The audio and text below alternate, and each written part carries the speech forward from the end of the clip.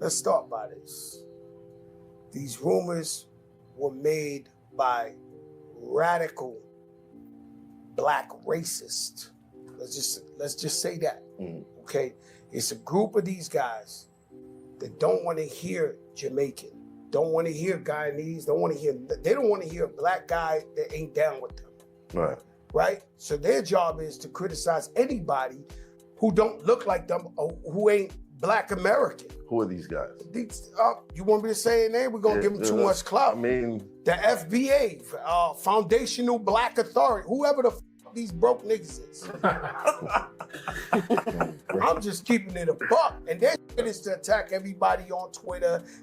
You see this nigga who run them? Like, your leader? Oh, man, you gotta be kidding me, man. And so they trying to change the narrative. They're not from New York. Right.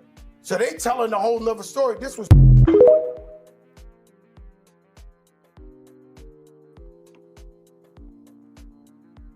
Hey, welcome back. I have a problem with Fat Joe.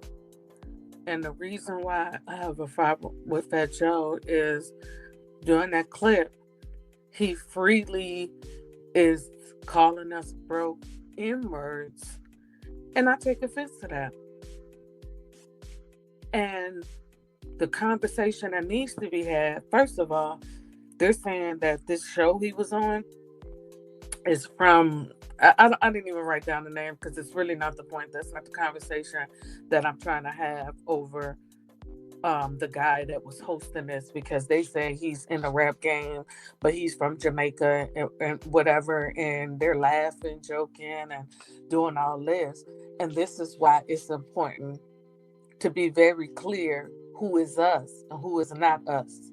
So now, when Kendrick said they not like us, they're the they. Fat Joe and everybody in there are the they. And it's important that we make that distinction. So if they not like us and they're the they, this is what they're saying to our face. And we allowing people to play in our face. I have nieces, nephews, great nieces, great nephews. So you get to call my family broke ASS in, and that's supposed to be okay? He's a white Mexican, and he's talking to a Jamaican on American soil, talking about the indigenous American Indians that we was born here. I have a problem with that. I'm going to clearly keep having a problem with that. And I have a problem with all the other ones, because I'm just saying the guy that hosted there is supposed to be, from the islands or not from America, whatever he from. Okay, whatever. But I'm sure somebody, a Project Crew, nobody checked this dude. Then farther in the interview, he's like, oh yeah, they don't understand, it's a New York thing. What? What y'all doing in New York? Because I know I'm watching the conversation online, and I'm watching the comment section. And it was like people from Oakland was like, oh no, it's on site. We don't play like that. People from Detroit, Philly, and I'm sure Chicago, like it's a lot of people like like this what y'all doing in New York? Like you just let these people play in our face, and we're sitting up here saying this is the time that there is change, and the change is you're not like us, you're they. The theys are having a meltdown because they can't use and they can't take from our culture anymore. And he talking about some 50% of hip hop was started by his white Mexican, Cuban, whatever he is. It really don't make a difference. Because I watched the video when someone pulled up, it's either his arrest record or his driver's license, whatever it was. It was an official document, and Fat Joe marked down they're white. He's a white Mexican calling us the N-word, and y'all okay with this? How are y'all okay with this? Like, for the life of me, I'm just sitting up here like, so anybody that's not of us should be corrected when they're talking about us in a derogatory way. I have a problem with that. You think you can just talk about my culture, our culture, and everyone that is us, and you let a they talk about us? Yeah, that's gonna have to be addressed. It was another person, and the first thing I thought when he was talking about, we was 50%, talking about my cousin carried the I guess he said his cousin carried the crate or something, and I was like, carrying a crate of vinyl? That sounds like the higher help. Now the higher help get to take credit? We need to be on top of gatekeeping. This not being gatekeeping and letting anybody say whatever is a problem. And Kendrick gave us the language and the understanding that it's time to cut these people out of everything. If they got so much going on with them, go over there and sell your album. Since you say y'all started this, you should be able to succeed without us if you feel like we some broke, bleak ends. Here go another video where this is what I thought when he said 50%. This came to mind.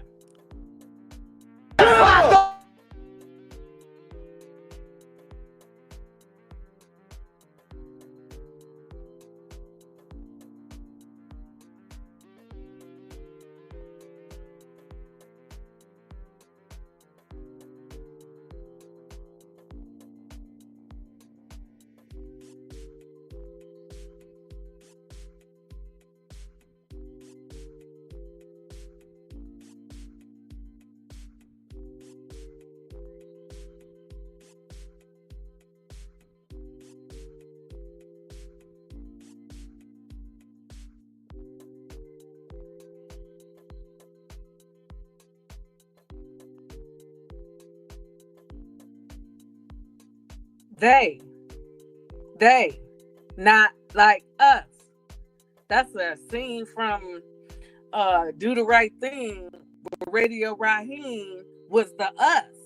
And the they wasn't listening nor rocking what Radio Raheem was rocking about. So what we talking about? This is the guy that he was gearing his hate toward with the FBA movement. And let me just play that.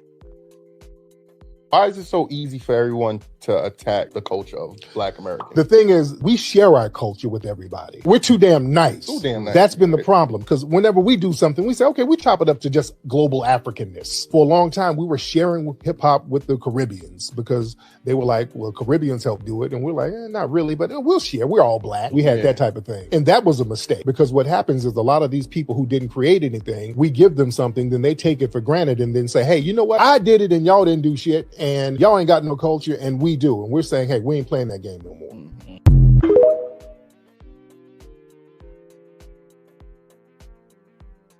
This is what I'm talking about. It's like Black people sitting up there, oh, they can come to the cookout. That's a problem. They want to come to the cookout and then say, oh, I'm going to take from your culture, and then say, we created it. That's exactly what they're doing. Here go a 2-minute video of the party back in the day where Fat Joe was holding up the wall, stealing from the culture. Then you come back and say, oh no, we created it. So if 50%, according to him, started hip hop, why when he at a party with the other 50%? Why he up in there with us? Said, because I've seen video. But Fat Joe said he grew up in a 90% African-American neighborhood, or he said Black. And I grew up in a 90% Black neighborhoods, so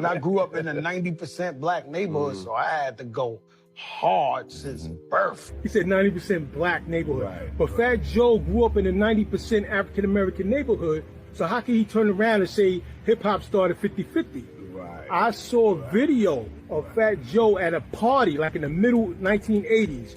He was at a party totally outnumbered.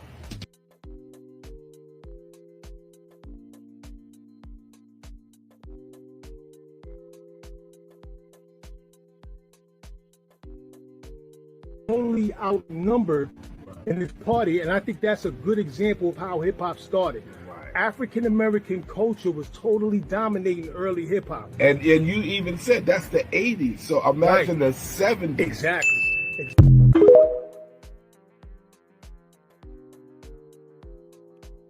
Great point. That was the 80s, in the 70s, in the 60s. James Brown, like he's the most sampled person in hip hop. What are we talking about? Why is this allowed to happen and go unchecked? I really got a problem with this. I'm not telling nobody they need to take on the problems that I have, but this is an honest conversation. Like, why is this allowed to keep happening and it's going unchecked? Like, it should be somebody, like, straight up. Oh, let me come holler at you. I got a problem with you calling us broke, ... N-words. Like, when he said that, he mean every single Black American citizen. And I take offense to that. I want to keep this at 10 minutes, but I don't went over. Like, comment, and subscribe to the next one. Bye.